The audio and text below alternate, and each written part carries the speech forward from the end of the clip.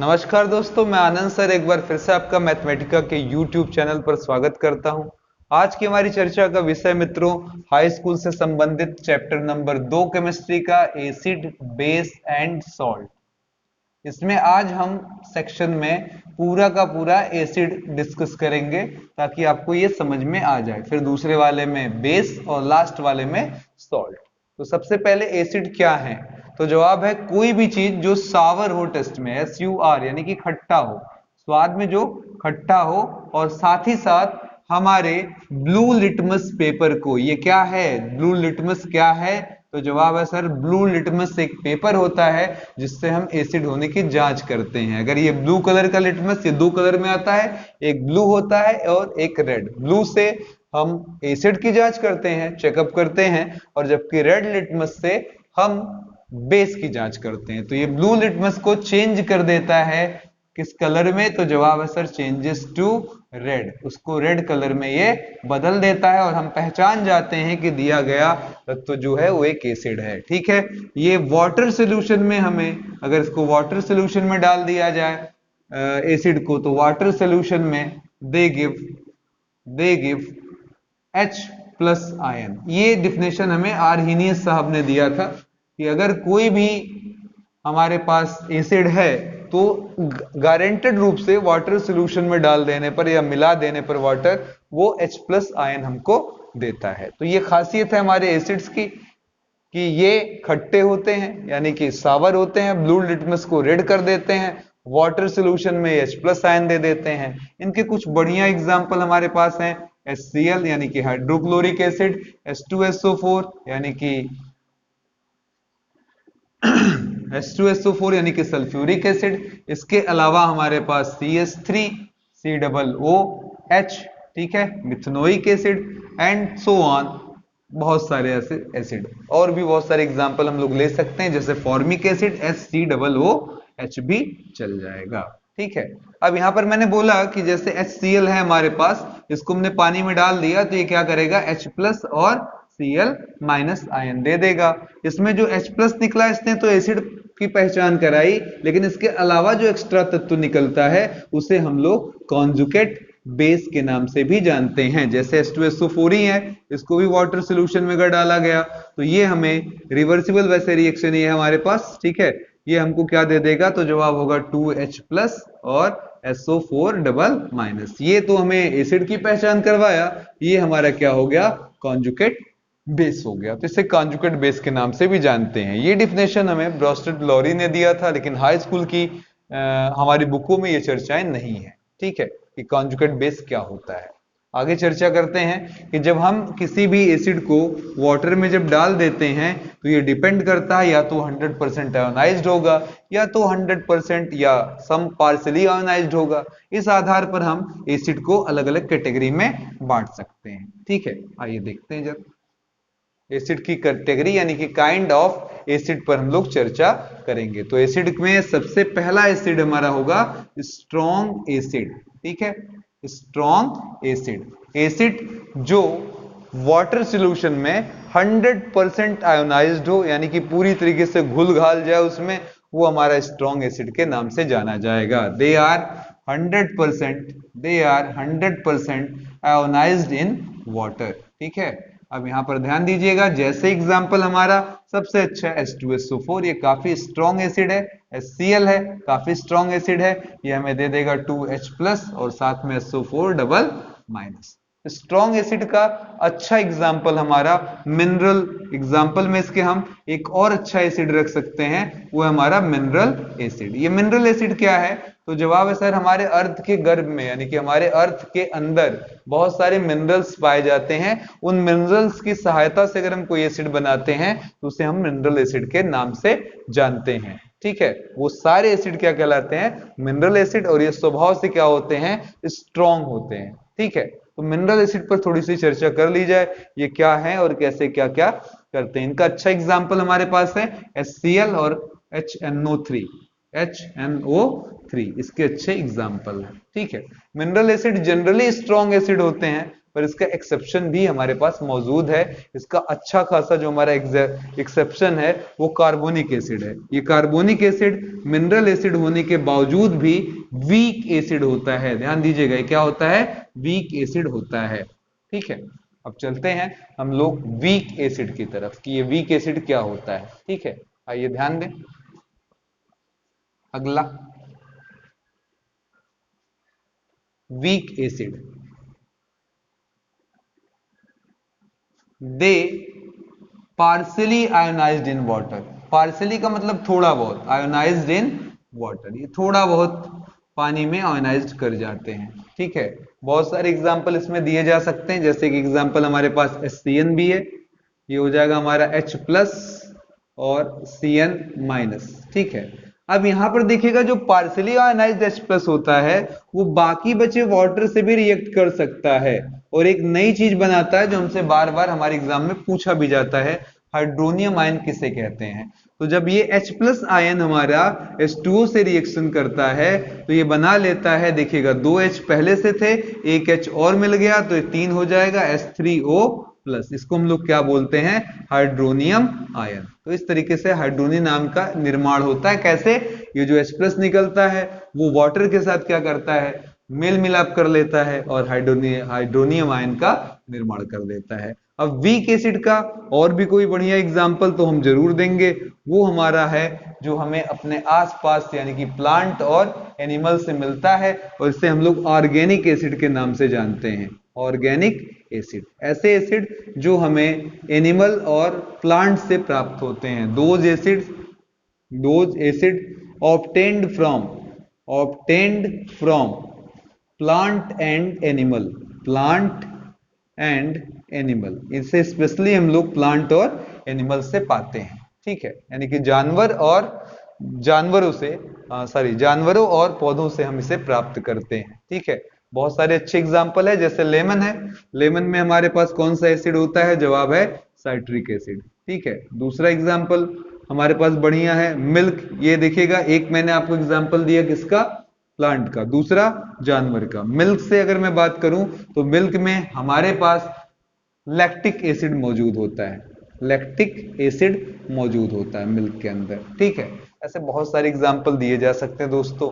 ठीक है, अगर मैं बात करूं चींटी की, ठीक है, तो ये जो चींटी होते हैं हमारे आंट, जो चींटी होती हैं आंट होती हैं, उनके स्ट्रिंग में, आंट स्ट्रिंग में हमारे पास फॉर्मिक एसिड मौजूद होता है। तो वो अगर हमें काट लें तो चुनचुनाहट हमको पैदा होती है, काफी तकलीफें लगती हैं, ये थोड़ा ध्यान देने लायक है। ठीक है, और ऐसे ही एक एग्जांपल और भी है, टार्टरिक एसिड। ये टार्टरिक एसिड किस में मौजूद होता है? तो जवाब है सर, ये टार्टरिक एसिड हमारा ग्रेप्स में मौजूद होता है, यानी कि अंगूरों में पाया जाता है। तो ऐसे ये सारे एग्जाम्पल हमारे क्या है?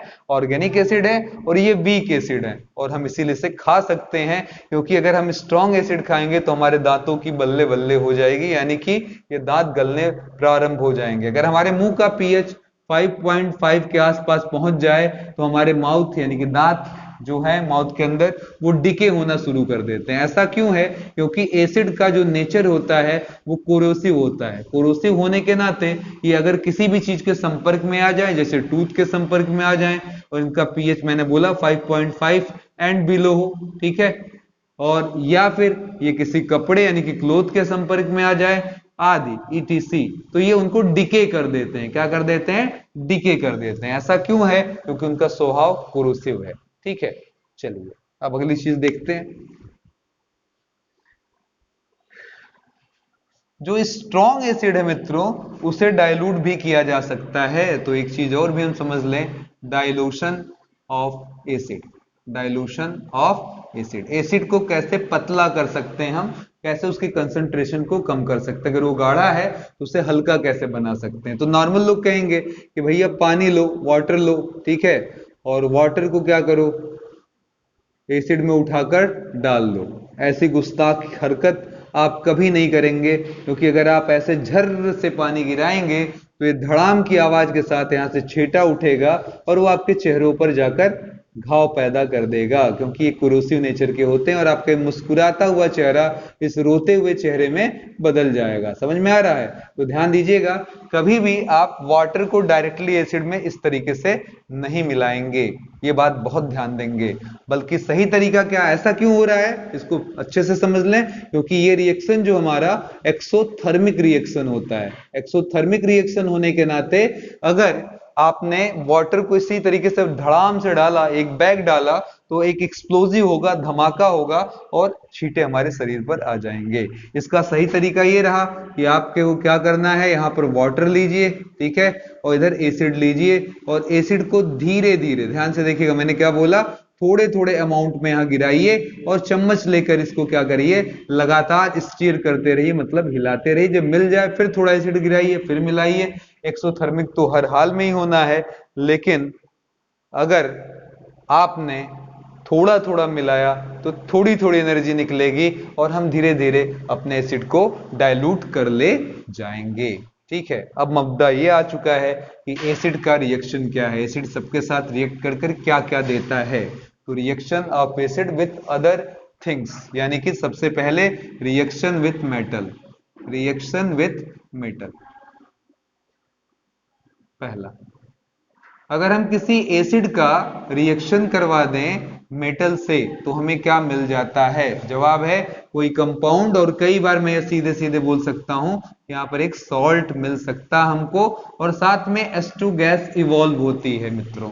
ठीक है, अब इसकी एक खासियत है, अगर हमने एसिड को में मेटल को किसी मिला दिया, एसिड में मेटल को मिला दिया, ठीक है, तो यहां से जो गैस निकलती है वो H2 गैस होती है। ठीक है, अगर इसके ऊपर हम जलती हुई तीली लेकर जाएं तो ये जो आपका गैस है वो पॉप पॉप के वॉइस के साथ जलता है, यानी कि पॉप पॉप की आवाज करेगा और ये आपका पक पक कर कर जलना प्रारंभ कर देगा, जो माचिस की तीली है। तो इसलिए ये क्वेश्चन बनता है कि वो कौन सी गैस है जो पॉप पॉप की आवाज के साथ जलता है?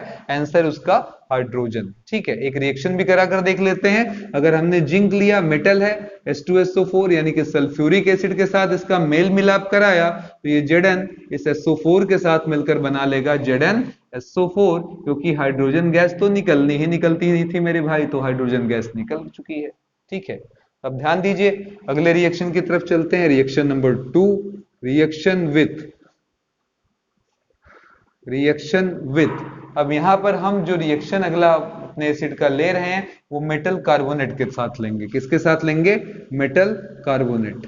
ठीक है, तो अब ये रिएक्शन अगर हमारा हुआ एसिड का मेटल कार्बोनेट से, तो सवाल ये उठता है कि क्या बनेगा। तो जवाब होगा सर, अगर आप मेटल कार्बोनेट से रिएक्शन करवाते हैं तो आपको सॉल्ट मिलेगा, नमक मिलेगा, पानी मिलेगा और साथ साथ कार्बन डाइऑक्साइड। अब यहां क्या होगा बैलेंस करने के लिए, ये तो उसकी किस्मत जाने कि रिएक्शन कैसा किस तरीके से हो रहा है। अब मेटल कार्बोनेट का मतलब पहला हिस्सा मेटल और दूसरा कार्बोनेट, तो आप अच्छे से समझते हैं कार्बोनेट का फॉर्मूला क्या होता है, CO3। ठीक है, अब अगर इसके साथ मेटल लगाना है तो ध्यान दीजिए CO3 पर डबल माइनस है, तो अगर मैंने सोडियम ही यहां एज्यूम कर लिया तो सोडियम मेरा एक ही पॉजिटिव होता है, एक ही प्लस होता है, इसलिए वहां पर हम N2 लगाएंगे ताकि हमें यहां पर 2 प्लस मिल जाए। तो Na2CO3 यानी कि सोडियम कार्बोनेट। Na क्या है? सोडियम, CO3 क्या है? कार्बोनेट। और इसका रिएक्शन अगर हम किसी एसिड से कराएं, जैसे कि HCl से ही करा लें, तो आप देख सकते हैं यहाँ NaCl बनने की गुंजाइश तो है, लेकिन Cl हमारा थोड़ा सा वीक पड़ रहा है क्योंकि इसके पास एक ही Cl है, वहां Na2 है। तो बैलेंस करने के लिए हमने क्या किया, 2 लगा दिया। अब बताइए NaCl के साथ आकर नमक यानी कि सॉल्ट बना लेगा, यानी कि जो हम खाना खाते हैं वो वाला सॉल्ट। NaCl आगे 2 लगा दीजिए, इसका काम खत्म। अब हमारे पास क्या क्या बचा है? तो जवाब है सर 2H है हमारे पास, यहां से एक O मांग ले तो हमारी ये इच्छा पूरी हो जाएगी, यानी कि एक H2O निकल जाएगा। और आगे बताइएगा जरा, अब इसके पास 2 ऑक्सीजन, 1 कार्बन बचा है, तो आगे CO2 निकलना ही निकलना था, क्योंकि इस रिएक्शन की गारंटी है कि जब ये रिएक्शन होगा तो हमें क्या मिलेगा, वाटर और कार्बन डाइऑक्साइड। अगला रिएक्शन भी सेम इसी तरह, यहां पर मैंने मेटल कार्बोनेट लिखा है, और अब अगला रिएक्शन जो हमारा होगा इसी में एक अक्षर हम बढ़ा लेंगे, यानी कि रिएक्शन विथ मेटल, आगे लगाइए हाइड्रोजन और उसके आगे लगा दीजिए मेरे भाई कार्बोनेट। ठीक है, तो बताइए जरा इसका क्या होगा रिएक्शन। अगर हम एसिड का रिएक्शन फिर कराते हैं मेटल, हाइड्रोजन और कार्बोनेट से, तो देखिएगा यहां पर हमें फिर वही मिलने वाला है, salt, water and CO2। Same चीजें मिलनी है हमको, कुछ अलग नहीं मिलना है, उसी जैसा रिएक्शन इस बार फिर से होना है। अब यहां पर ध्यान देने वाली बात यह है कि हमने लिखा मेटल, तो एक हो गया मेटल सोडियम जैसे आपने पिछली बार लिया था। 2 क्यों नहीं ले रहे हैं, क्योंकि एक और हमको मिल रहा है H। ये दोनों ही एक एक प्लस देकर दो, एक एक प्लस देकर 2 प्लस का व्यवस्था बना लेंगे, और कार्बोनेट तो हमेशा 2 माइनस होता ही है। तो देखिए इसको पढ़िए, ये मेटल, ये हाइड्रोजन, ये कार्बोनेट, क्या पढ़ा जाएगा, sodium hydrogen carbonate, sodium hydrogen carbonate. इसका रिएक्शन अगर हमने फिर से HCl से करवा दिया है, तो अब फिर से देखिए आप, एक NaCl हमारा निकल जाएगा, जैसा कि नमक निकलना ही था, H2O निकलना था, तो यहां से देखिए एक H मिलकर H2, एक को इनसे मांग लिया तो H2O, एक ही यहाँ पर अब 2 ऑक्सीजन 1 कार्बन बचे हैं, तो एक निकल जाएगा हमारा फिर CO2 गैस। तो उम्मीद करता हूं ये रिएक्शन आपको बहुत ही अच्छा लगा हो। ठीक है, एक रिएक्शन हमारा और भी बचा हुआ है, वो है मेटल ऑक्साइड से रिएक्शन। शब्द ध्यान दीजिएगा, reaction with metal oxide, reaction with metal oxide. Metal oxide का मतलब यहाँ कोई मेटल, जैसे मान लीजिए कॉपर, ऑक्साइड का मतलब उसके साथ वो लगा दीजिए। तो किसी भी एसिड का रिएक्शन किसी मेटल ऑक्साइड से होगा तो क्या आएगा, तो जवाब है सर परिणामी सॉल्ट निकलेगा, फिर एक बार नमक निकलना ही निकलना है, और साथ में हमारा वाटर निकलेगा। तो एक बढ़िया सा कोई इसके साथ लगा दीजिए एसिड। अभी तक हम HCl यूज कर रहे हैं, तो फिर HCl ही यूज कर लेते हैं।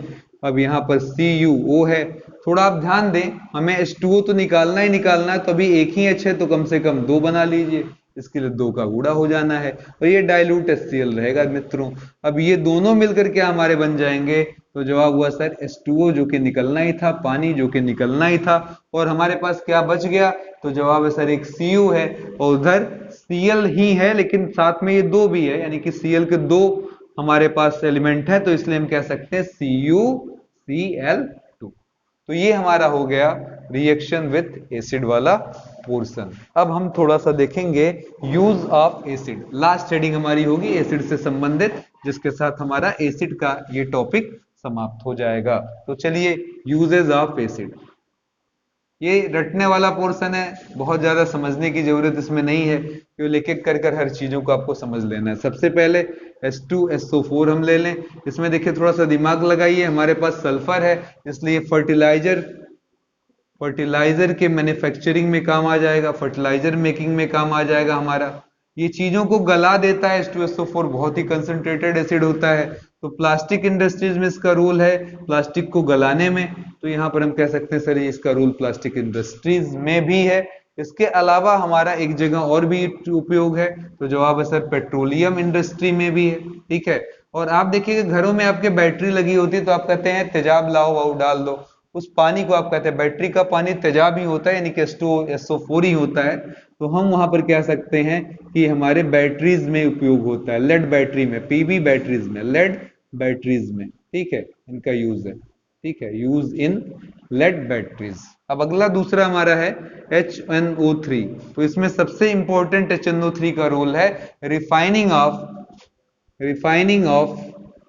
Gold and silver, gold and silver. फिर यहां पर एक चीज ध्यान दिलाऊंगा आपको, नाइट्रोजन मौजूद है जो हमारे पौधों के लिए बहुत इंपॉर्टेंट है, तो फिर मैं यहां पर लगा दूंगा फर्टिलाइजर मेकिंग में भी ये बहुत यूजफुल है, क्योंकि मुझे नाइट्रोजन जनरली चाहिए होता है। इसके अलावा ये मेकिंग ऑफ मेडिसिन में भी बहुत हेल्पफुल है, मेकिंग ऑफ मेडिसिन। ठीक है, वहां पर भी हम बहुत इसका यूज करते हैं।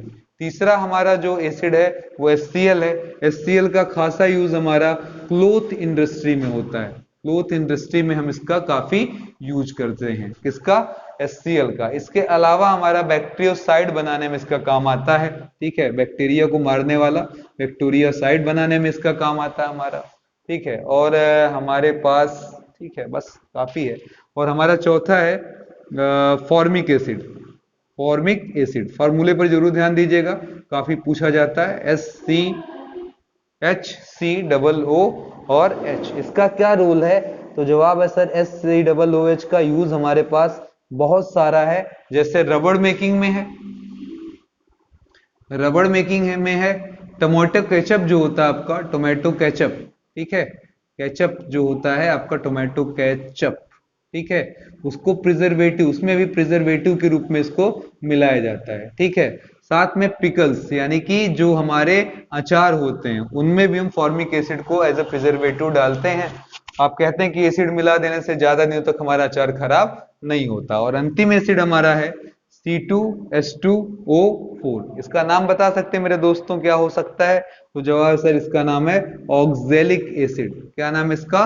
ऑक्जेलिक एसिड, C2H2O4, ठीक है। इसका मेन यूज क्या है? जैसे मैं यही कलम लिया हूं या इंक लिया मैंने इसका मार्कर का, और इस इंक को अगर मैं अपने कपड़े पर गिरा दूं तो इसका निशान यहां पर पड़ जाएगा। अब ये निशान आसानी से नहीं मिटने वाला है, पर ऐसे इंक स्पॉट को हम दूर कर सकते हैं किससे? ऑक्जेलिक एसिड का यूज कर उस कपड़े को साफ कर सकते हैं। इसके अलावा हमारा जो लेदर इंडस्ट्री में है, इसका रोल है उसको ब्लीचिंग करने में, उसकी साफ सफाई करने में, हम लेदर इंडस्ट्री में भी इसका उपयोग करते हैं। तो उम्मीद करता हूं कि ये सेक्शन आज का आपको बहुत पसंद आए और आपकी प्यारी कमेंट्स हम तक चल कर आए, और हमारा और भी ज्यादा हौसला हो कि हम जल्द से जल्द आपके लिए बेस वाला भी सेक्शन अपलोड करें। तब तक के लिए इजाजत आपसे मैं लूंगा। तब तक के लिए एक साथ और भी एक चीज और भी, जय हिंद, जय भारत।